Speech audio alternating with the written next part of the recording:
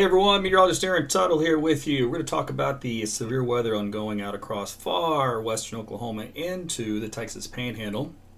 And we're going to see if those storms are going to be impacting your evening. So thanks for joining me. We're going to take a look at radar and tell you what you can expect. Okay, got that loaded up. So thanks for joining me. And let's get on with it, shall we? 'Cause I know you got things to do. You have an evening planned, all that kind of stuff, in case you haven't been aware of what's been going on out across the west of us, out to the Texas Panhandle. They've had quite a few tornadoes out there, and some strong ones, but that was expected, so that's nothing new. So what is new is what we can expect around here. So let me get with the program and show you what we've got. Let's see, I'm going to show you. What I'm going to show you. All right, we'll start with the radar view, because I could show you outside, and it looks a lot like that. So it looks pretty quiet. All right, so let's get on with the tornado threat here for the rest of this evening. And the Weather Service has already dropped it down a category, and they're going to drop it even further. You can ignore this blue line, and this green line is pretty much the only one. And even then, I'm starting to doubt we'll even see any tornadoes in the state at all. Right now, there are two tornado-warned storms out here in the eastern Texas Panhandle. This one over here, it's approaching northwestern Wheeler County, radar indicated, and another one down here just east of Amarillo, kind of a leading edge of a squall line. That would be more of your QLCS type tornadoes, whereas this one up here is more of a supercell type tornado. There is another supercell that's trying to produce a tornado down here. This is radar indicated.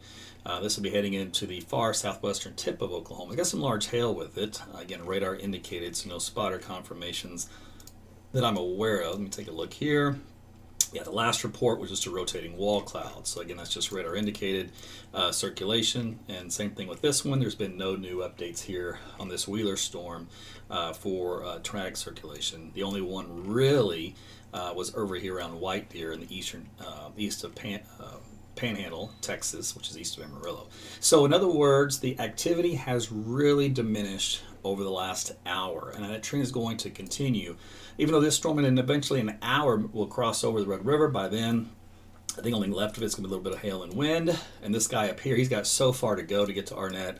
He won't last long either. And then actually what will happen is this line will build southward, and a little squall line will develop. And then that little squall line should then kind of fill in across the eastern half of the Texas Panhandle and then move eastward into the body of Oklahoma overnight into early tomorrow morning. So let's take a look at some of the data out there right now. Let's see. Storm Prediction Center keeps that risk going across the eastern Texas Panhandle. Satellite viewpoint shows the cloud tops are warming. Warming means the storm's getting weaker. If the cloud tops got colder, it means they'd strengthen. So we're on a downward trend already.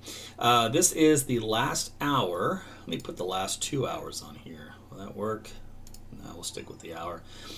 So these are low-level rotation tracks, sometimes indicative of a tornado or at least some large hail. So there has been some tracks of some really good, strong supercells out here in the Texas Panhandle. And there's been a lot of chasers out there as well. Here's a look at how the model data will plan out in the short term. We're showing that line of storms broken in nature out here for the 7 o'clock hour. 8 o'clock hour is still slowly making its way into the border here for Oklahoma. So there's slow go. As we head into the 9 o'clock hour, they're still out there in western Oklahoma, still trying to develop into a very weak and sad-looking squall line, which probably really won't do too much, more just a cluster of mess, just some heavy rainfall at this point. Here's 11 o'clock. By the way, you can notice, let me take you back here at the beginning, these little highlighted trails you see right here, this little dark tailing in, looks like a little black shaded area. Those are the helicity tracks, and even those disappear over the next hour. So that means the model does not think ingredients will suffice for any more tornadoes. So this will be moving on into the 1 a.m. hour, so this puts it a little delayed here, approaching in Oklahoma City as far as the heavy rain goes. But even then, the model continues to show everything weakens with time. And we still get the scattered showers. You're going to hear some rumbles of thunder, no doubt. And I'm going to show you the wind gusts here in a second. Even Tulsa getting some rainfall by tomorrow morning. And you can see it tries to form a little thin little band, which is a little squall line, a little mini thin band of heavy rainfall that moves through. It won't last for long, very quick mover into the eastern half of Oklahoma from 6 a.m. through about noon before it finally exits the state. We talk about some wind gusts. From the storms themselves, obviously you can get winds gusting up to 50 to sometimes 60 miles per hour. But we're looking at mainly is what's going to happen with the overall conditions as that line starts to move east and then kind of starts to form what we call kind of a wake low and or deteriorate. And that's when winds could kick up over 60 miles per hour overnight here in western Oklahoma. See how the yellow on the map doesn't really move a whole lot. It's on the back end of those storms. As the storms move into central Oklahoma, it's 5 o'clock in the morning. And you see pockets of wind up around 40 to 50 miles per hour. So it'll be a little breezy just because of the decaying of the thunderstorms and some trying to regenerate. It's not a, like a supercell type or a squall line type damaging wind event. It's just kind of more of a air that just kind of settles down in from the storms themselves. Let's see. That will then move into southeastern Kansas by daybreak tomorrow at 9 o'clock. You can see winds will calm down a little bit, but they'll still be kind of gusty for our Sunday. Probably gusts up to about 30 miles per hour at times from the kind of a southwesterly direction. And temperatures will be a little bit cooler tomorrow as well. We're going to be dropping into probably the 50s by daybreak hour, and we'll rebound about 10 degrees from there. I'll go into the next hour and see if that takes us into at least lunchtime. Yeah, there's lunchtime, so there's 59 degrees here in Oklahoma City. So it'll probably be close to about 60 or so for the afternoon here in Oklahoma City and surrounding central Oklahoma, and then the 50s out northwest. And so that's kind of how the temperatures ought to look and recover. I had to put that on mute. Boy, that's irritating me. Good grief, man. All right, let's see. Anything else I wanted to talk about? Oh, rainfall totals. Do that here real quick. This is going to be looking at the latest data that comes in. This is going through 15 hours. So, unfortunately, with those storms kind of falling apart here in central Oklahoma, we don't get a whole lot of rain out of it. So we kind of miss out, which kind of stinks.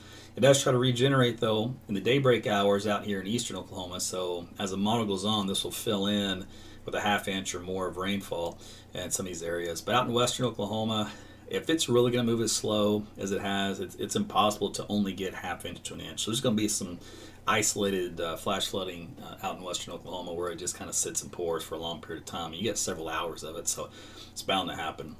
But that's how that kind of plays out as well. So that takes care of the wind, takes care of the rain, takes care of your temperatures and the severe weather aspect of it. Hail, all that kind of stuff. That diminishes as well. They get smaller and smaller each hour. They had some pretty good sized hail earlier on, but we're probably talking about less than quarters here for the next hour or two, size wise, and then after that, penny, nickel, dime size hail for probably the early parts of this evening. Then as those things diminish and kind of weaken, it's still good old fashioned thunderstorm, maybe some pea size hail, some lightning, that kind of stuff. So that was the tornado potential out there. Timing wise, of course, we broke that down for you. It's already now between the border to about 10 o'clock. Slow mover, so it doesn't get to Oklahoma City on the west side until about 1 a.m. Then it slowly moves to I-35, 3 and 4 o'clock in the morning. The flood potential, Weather Service has outlined out here in western northwest Oklahoma from that.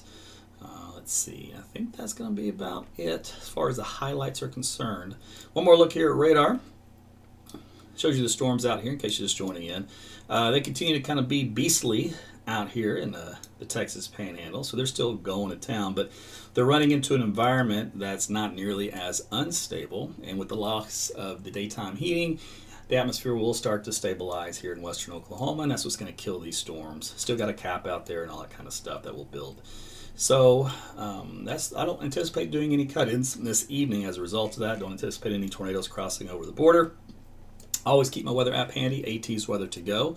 If something odd, strange were to happen, that app will alert you. It will give you a twisting storm alert, which means a rotating storm is coming your way, and the likelihood of producing a tornado is on a scale of 0 to 10. So we'll give you a BTI number with that.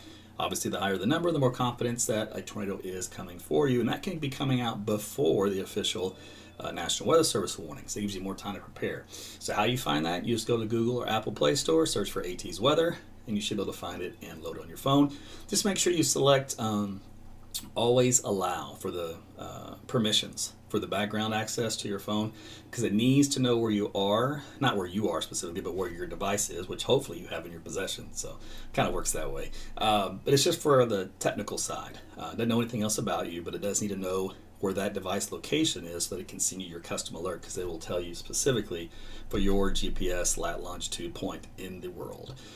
Okay, so with all that said and done, I believe I'm wrapping up. Hope you guys have a great evening. Thanks again for shooting me some of the love stars tonight. I always appreciate those. And for you guys' support on Facebook, YouTube, Twitter, and also my other platforms. Gab is on there. You can access to all that through my app or my website, aarontuttle.com. There's a nice radar you can play around with on the website, and that can give you a lot of information there as well, as also in my app. So that is going to be it from me. Don't expect to see me later. But anyway, we'll look for the next storm system coming up. Do another Facebook Live a little bit later, probably Sunday, Monday, something like that, to talk about the next storm that's coming on in, and we'll see if that's going to amount to anything. All right, you guys be careful out there. Be safe. Enjoy the rain if you get it. And you guys in far western Oklahoma, it'll get a little bumpy here for a little bit, but you'll be able to make it through. All right, take care, everybody.